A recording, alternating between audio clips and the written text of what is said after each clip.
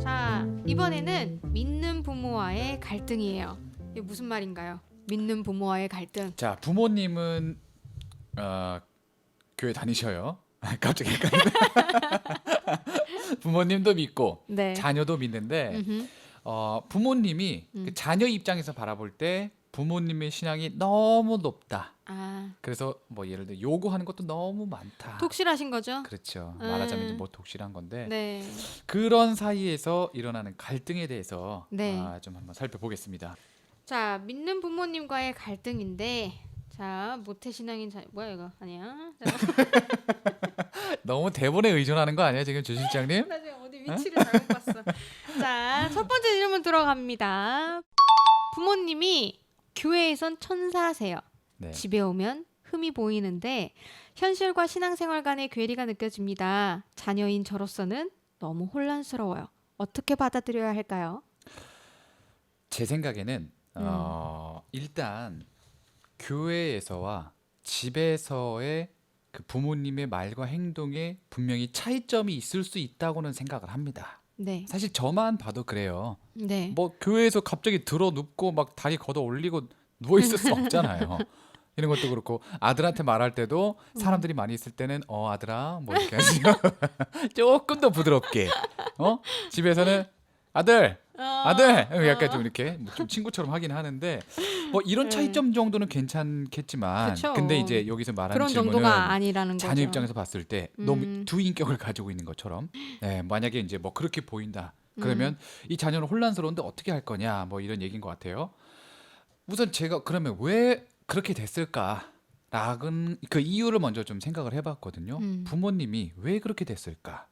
제가 볼 때는 부모님이 신앙생활을 좀 편협되게 생각을 하고 계시는 것 같다입니다. 교회에서는 신앙생활하는 공간이고 집에서는 신앙생활과 다른 공간이고 상관없는 좀 이렇게 평소에 생각을 하고 있기 때문에 이렇게 그 자녀가 혼란스러울 정도로 반복되는 교회에서는 뭐 열심히 뭐 굉장히 천사처럼 웃고 막 이렇게 하다가 집에 오면은 갑자기 막 돌변하고 이게 신앙생활에 대한 좀 편협된 생각을 가지고 있을 것 같다라는 생각이 분리된 들거든요. 삶을 사는 거네요. 그렇죠. 근데 이런 분들이 있으신가요, 진짜로 실제로? 권사님이시나 아니면은 네. 집사님들 네. 분들 대학생 자녀 네. 그리고 중고생 자녀가 있으신 이런 좀 직분이 높으신 분들 같은 경우에 실제로 이런 경우가 있나요? 저는 본 적이 없어서. 저도 몰라요. 저도 뭐 본 적은 없어요. 왜냐하면 교회에서만 봤으니까. 우리가 지금 받는 건 의뢰인의 질문인데 네. 실제로 있으니까 지금 이렇게 질문을 한 거거든요. 이거 약간 네. 다중인격자 아니에요? 이중인격자? 그렇게 볼 수도 있는데 어쨌든 다른 자녀 모습이잖아. 입장에서 그렇죠. 교회에서는 그래서 천사처럼 지내고 집에서는 네. 조금 그렇게 자기가 보이게 볼 땐 좀 하면- 악마처럼 보일 수도 있고 그러니까 자녀 입장에서는 어쨌든 혼란스럽다. 지금 이 말인데 우선은 좀 부모님이 이것은 좀 신앙생활에 대해서 다시 한번 생각해 볼 필요가 있다라고 좀 생각을 하거든요. 그러니까 자녀를 위해서 부모님이 존재하는 것도 자녀를 뭐 노엽게 하지 않는 그런 원칙 안에서 신약 성경에는 그렇게 부모에 대한 태도를 가르쳐 주고 있어서 부모님이 항상 저는 명심해야 된다고 생각을 해요. 부모님도 자녀가 볼 때는 부모님의 신앙을 판단하고 있다. 이런 걸 생각을 하면서 평소에 나의 말과 행동으로 인해서 자녀에게 직접적인 교육이 된다는 것을 정말 명심해야 되거든요. 그러니까 교회에서는 잘하면 교회 다른 집사님들, 장로님들은 좋게 보실 수 있죠. 근데 가장 중요한 하나님께서 내게 주신 이 자식들을 잘 교육하는 것도 부모의 역할인데 그것도 그리스도인으로서의 사명인데 이 사명을 간과해서는 안 된다는 겁니다. 평소에 말과 행동, 태도, 교육할 땐 또 교육을 해야 되고요. 권면할 땐 또 권면을 하되 그렇게 어떤 복음적인 삶을 교회 안에서만 살고 집에 왔을 때는 그냥 뭐 심하게 뭐 망나니처럼 산다면 이것은 나중에 하나님께서 부모로서의 책임을 물으실 수 있다라고 생각을 합니다. 자꾸 중고생들 생각이 드는데 이게 부모의 자세가 굉장히 중요하다라는 게 왜 사춘기 청소년들은 굉장히 예민하잖아요. 굉장히 예민하고 반항 심리가 이미 내면에 깔려 있기 때문에 부모님들이 이상한 행동을 할 때마다 그걸 갖고 예민하게 받아들일 수 있을 것 같아요. 그럴 수도 있어요. 그죠? 네. 네. 그래서 부모님들이 조금 특히나 아이들이 예민하다 싶으면 조금 더 신경을 써서 이제 행동을 취해야겠네요. 네, 생각을 네. 하고. 그렇죠. 처음에 말씀드렸던 것처럼 어떤 차이가 분명히 있을 수는 있거든요. 교회에서와 집에서의 차이는 분명히 있을 수는 있는데 맞아요. 자식들이 반대로 그냥 너무 예민해. 그냥 자식들이 음, 사춘기라서 너무 예민할 경우에는 부모님 입장에서도 힘이 들 수가 있어요. 그래도 이런 것들을 어쨌든 뭐 좀 대화라든가 복음의 원리 안에서 어떻게 우리가 좀 한 가정을 이룰지에 대해서 평소 말과 행동에 본인을 계속 점검하면서 신경 쓰는 그 자세가 아주 중요하다고 봅니다. 자, 그리고 또 궁금해하는 부분이 있는데 네. 당연히 부모님이 교회 생활을 열심히 하시는 분일수록 봉사를 많이 하시는 분일수록 자녀에게 뭐가 많겠어요? 뭐가 많겠어? 잔소리가 많겠죠. 당연히 그죠? 그렇죠. 너 오늘 성경책 읽었니? 어디까지 읽었어? 네.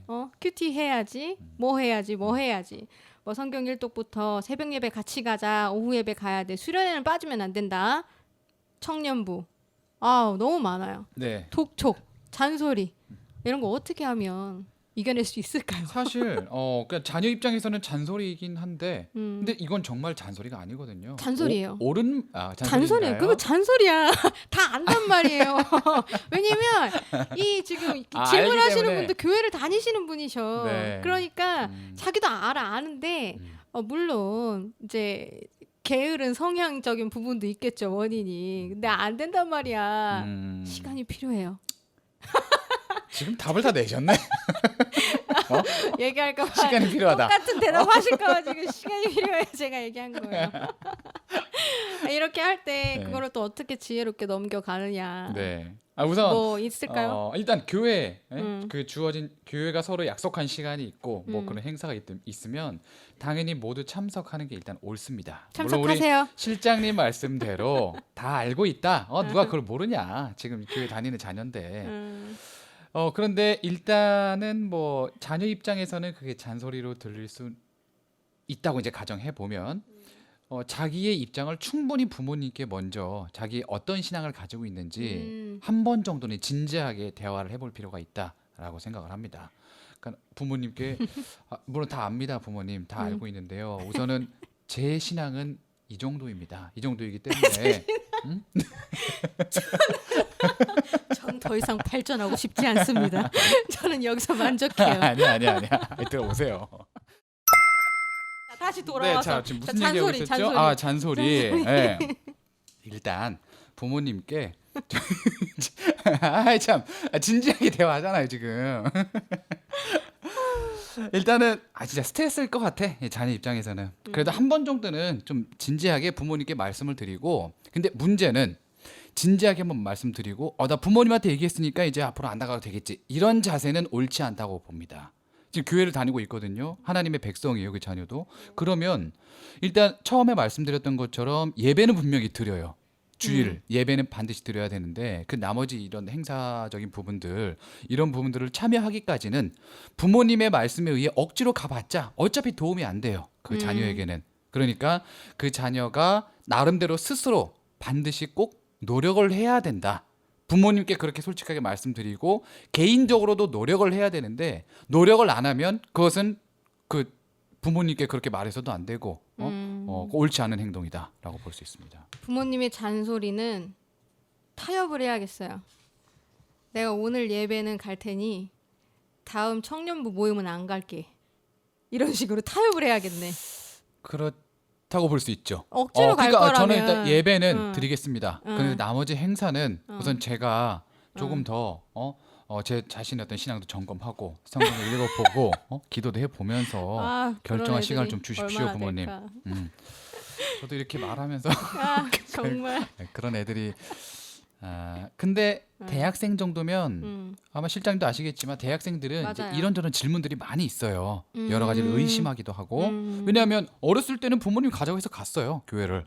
주일학교도 열심히 하고 달란트 시장 다 해보셨잖아요. 네. 그것도 많이 하고 뭐 수련회도 가고 하라니까 했는데 대학교 들어가면 이제 점점 이성이 깨죠. 그러다 보니까 내가 믿는 이 믿음이 과연 정말 합리적인가 뭐 이런 궁금증이 들 수도 있고 그렇죠. 이 교회 이렇게 나가는 게 내 진로에 뭐 무슨 도움이 될까 뭐 이런 궁금증이 생길 수도 있고 여러 가지가 생길 수도 있기 때문에 고민은 하되 그것을 해결하기 위해서 끝까지 부모님과 예, 대화도 많이 하고 그렇죠.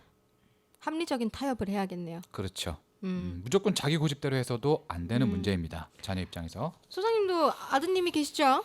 그렇죠. 이제 초등학교 3학년밖에 되진 않았지만 네. 앞으로 가야 할 길이 많아요. 네. 사춘기도 오지도 않았고 네. 어떻게 하실 거예요? 아, 나 오늘 교회 안 갈래. 자식이 이거 어디 지금 씨. 아 저도 교회에서 예. 하고 가정에서의 모습이 아 그렇죠. 가정이니까. 야 이 자식아. 뒤통수 때리실 건가요? 그래서 저는 어떤 생각을 하냐면 혹시나 진짜 제 아들이 사춘기 되면 그런 생각을 할까봐 지금부터 조금씩 계속 작업 중이에요. 지혜로우시네. 이것만 진리라는 것을 음. 계속 세뇌 중입니다. 음. 그리고 다른 공부도 해봐라라고 이제 열어주면서 저 종교는 그래서 이렇게 생기는 거고 뭐 과학 뭐 이런 것도 또 이렇게 해서 생기는 건데 계속 이제 우리 하나님 이야기를 반복해서 들려주는 거죠. 근데 지루하지 않게 질리지 않게 잔소리처럼 안 들릴 정도로 조절을 해야 돼요. 저도 이제 아들이 가끔은 표정을 보면 제가 얘기할 때 아빠 또 잔소리 하네 라는 그런 표정이 딱 보여요. 그러면 이제 빨리 화제를 바꾼다든가 아니면 아들이 좋아하는 뭔가를 한다든가 그 정말 지혜가 정말 필요하더라고요. 와우.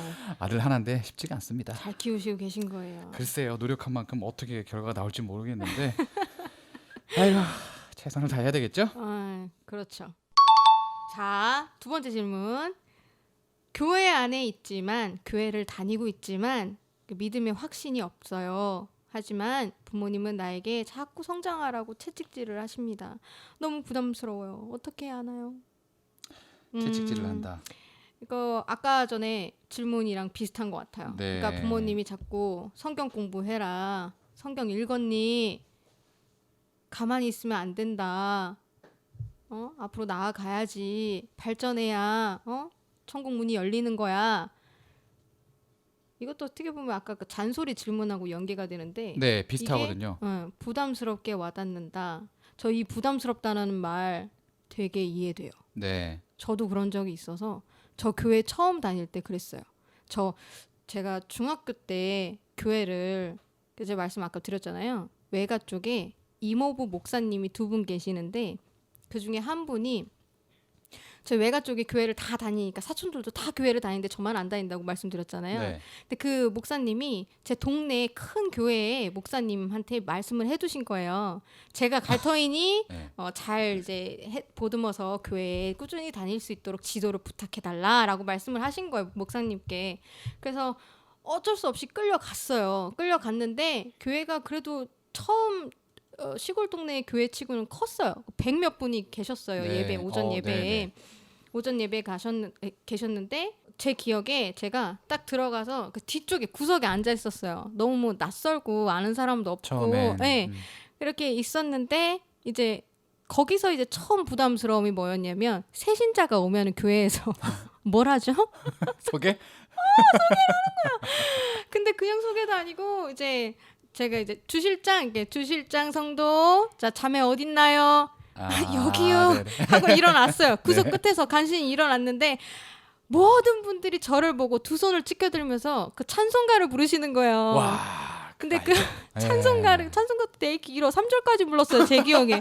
너무 싫어. 충격적이어서 그거를 계속 이렇게 듣고 있었어요. 자, 그게 3절까지. 이제 처음 부담스러움이었고 그래서 너무 싫었어요.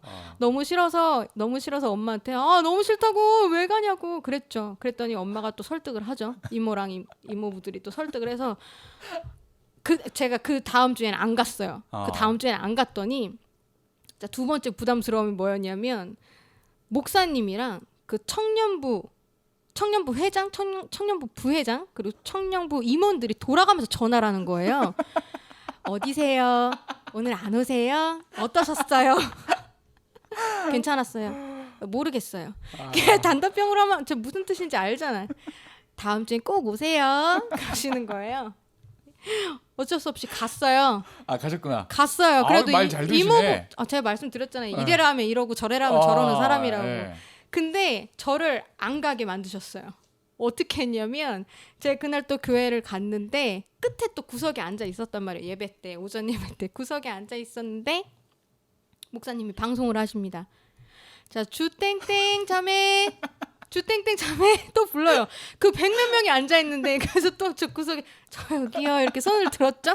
그랬더니 이제 왔네 박수. 저 그래서 안 갔어요. 그래서 끝. 거기서 이제 확실하게 이건 아니다. 이건 아니다. 이건 아니구나 도저히. 너무 부담스러운 거야. 너무 부담스럽더라고요. 이런 게 이해가 돼요. 그래서 이 부담이라는 게 이 부담스럽다라는 말이 이게 똑같아요. 새신자에게 믿음을 강요하는 것과 교회를 다니시는 분들에게도 성장하라고 채찍질하는 건 똑같은 부담스러움이에요. 어떻게 해야 돼? 저는 그때 돌아섰지만 그래도 이분은 희망을 갖고 지금 물어보는 거예요. 어떻게 해야 되냐고. 예, 일단 확신이 없다. 교회 안에 있는데 확신이 없다. 확신이 없다. 이것 또한 아까 말씀드린 것과 좀 비슷한 대답인데요. 우선 그 확신이 없는 부분에 대해서 부모님께 또 진지하게 한번 얘기를 한번 드려야 될 것 같아요. 근데 부모님 입장에서도 그래요. 분명히 아들이 자꾸 부모한테 얘기를 해라. 부모한테 네 생각을 정리해서 이야기를 해서 의논을 해라. 그러면 얘기 안 하면 계속 채찍질하는데 때리고 그러면 어떻게? 그 때리기보다는 아니죠. 잔소리인데. 그러니까 이제 잔소리 정도는 좀 그만하실 수 있도록 충분히 자기 의사를 밝히고 이 믿음의 성장이라는 것은 제 생각엔 개인의 영역이에요. 요한복음에서도 나오는 것처럼 믿음은 그 성령 마치 바람과 같거든요. 어디서 오는지 어디로 가는지 모르는 정도로 하나님의 섭리도 정말 다양하고 그렇기 때문에 우선 부모님 입장에서는 아까 실장님이 딱 요약해 주신 것처럼 시간 자녀가 모르는 게 아니에요. 이제는 자녀 입장에서는 부모님이 무슨 말을 할지 다 알아. 이제 내가 이렇게 말하면 어떻게 대답할지 왜 모르겠어요. 자녀들은 다 알거든요. 근데 그 소리를 또 듣고 싶어서 지금 그러는 게 아니야. 자녀 입장에서는. 그러니까 이것은 일단 부모님이 자녀의 말에 그리고 자녀의 마음을 먼저 공감하는 게 제일 중요하고 그다음에 그 자녀도 정말 이게 맞는지 아닌지 계속 끊임없이 고민하고 아니면 궁금하면 물어봐야 되거든요. 맞아요. 그 제가 대학생들에게 불만인 건 이거예요. 궁금하면 궁금한 것에서 끝나지 말고 끝까지 집요하게 물어봐라. 목사님한테 끝까지 물어보고 해결될 때까지 물어봐라. 그리고 나서 네가 선택해라. 이게 이렇게 해야 되는데 좀 그 알아가는 데 있어서 인내심이 많이 없어요. 요즘에 그 정보가 너무 많이 쏟아지다 보니까 짧은 글 읽는 거 좋아하잖아요. 그러니까 빨리 짧은 시간에 빨리 읽고 끝 이것만 좋아하다 보니까 진지하게 앉아서 뭘 연구한다든가 자기의 어떤 해결을 위해서 노력한다든가 이런 게 많이 없어진 것 같아서 참 개인적으로는 아쉽습니다. 근데 이건 일생의 중요한 문제잖아요. 믿음이라는 것은. 네. 이런 부분에 대해서 목숨을 걸고 한 번은 정말 연구를 해볼 필요가 있다. 부모님과의 한번 대화하고. 있다. 그렇죠.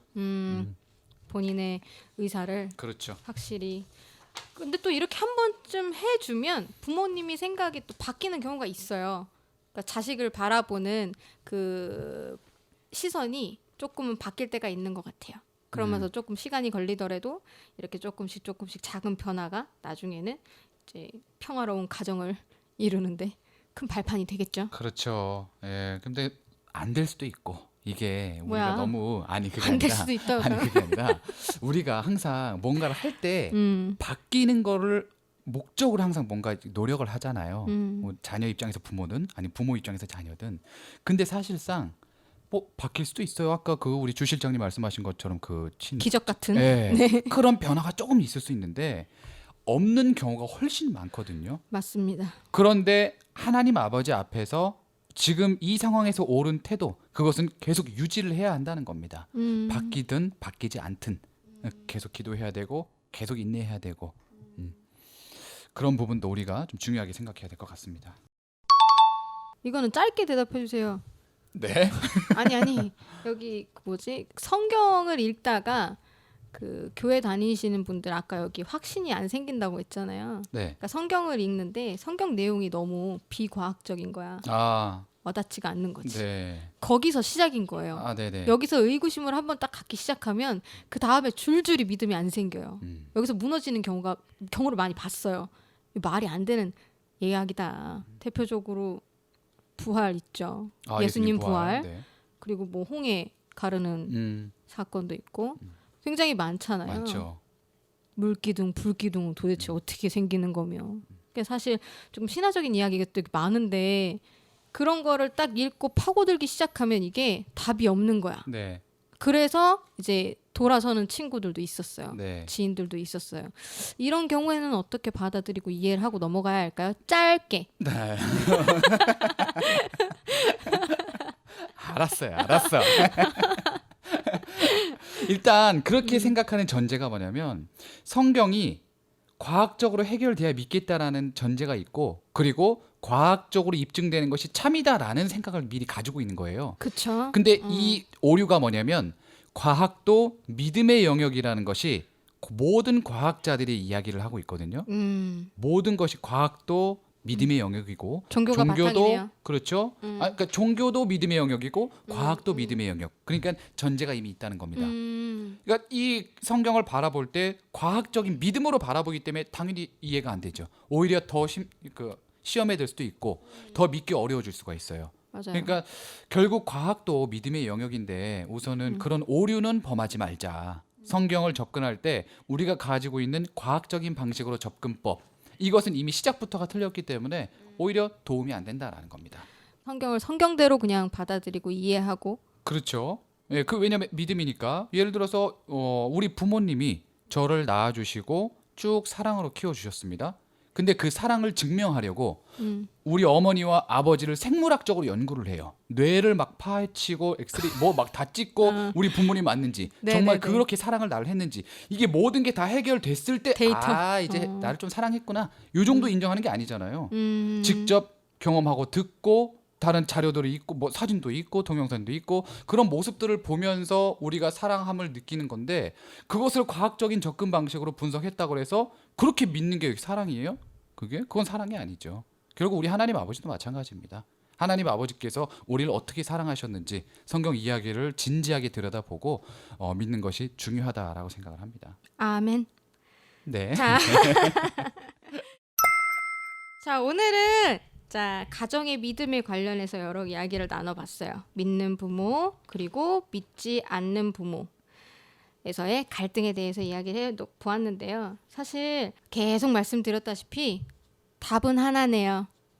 지혜롭게 부모와 대화를 하고 시간이 오래 걸려도 기다려라. 맞나요? 아, 그렇죠. 예. 사실 이 말은 우리가 이렇게 쉽게 할 수 있는데 삶의 현장에서는 정말 힘들다는 거 잘 알고 있습니다. 오늘 대화를 통해 정리 한 글자로 해주세요. 하나, 둘, 셋. 믿음인데 아니, 대본에 없는 거 자꾸 그렇게. 재밌죠? 자, 믿음이겠죠? 네, 믿음. 자, 주님 안에서 믿음 충만하시길 바라고 네. 복된 가정이 되기를 소망합니다. 그렇습니다. 네, 다음 주에는 어떤 주제로 오나요? 몰라요. 몰라. 자, 오늘 회의를 하죠. 다음 주에도 또 재밌는 주제 그리고 따뜻한 복음 전할 수 있도록 네. 찾아뵙도록 하겠습니다. 네, 함께 해주신 여러분 고맙습니다. 다음 시간에 뵙겠습니다. 감사합니다. 안녕.